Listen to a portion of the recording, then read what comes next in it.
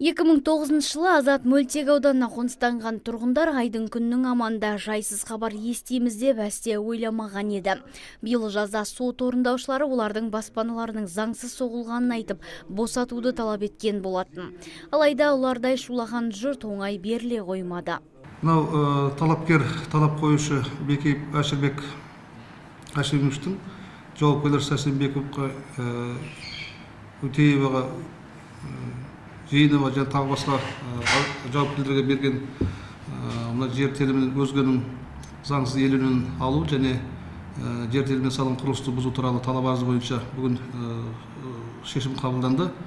Шешім бойынша талапкердің талабы қанағаттандырусыз қалдырылды. Баспанасына қайта егелі кеткен тұрғындар өте қуанышты. Қуанышты күн, мінекей 3 жылдан бері аяғымыз тозып, осы сотты не қылып, мінекей жеңіске жетіп атырық.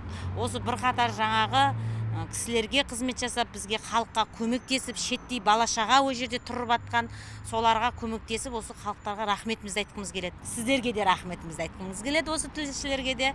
Осындай халықпен бірге жұмыс жасай беріңіздер. 2009-2010 жылдары қараусыз қалған жерлерге тұрғындар ешкімнің рұқсатынсыз үй тұрғызып алған. Мұнан соң 5-6 жылдан кейін кәсіпкер Бекеев жерді жалға алдым деп тұрғындарды сотқа берген. Мұны естіген мемлекет жер учаскелерін өз қарамағына сотпен қайтарып алды. Алайда соттың шешімі күшіне енбей қағаз жүзінде қалып кеткен.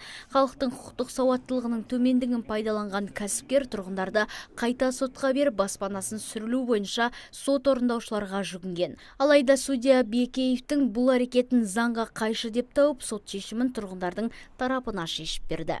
Нұргүл Жолымбетова, Мұрат Адинаев, Абзал Тұрабеков, ТВК телеарнасы.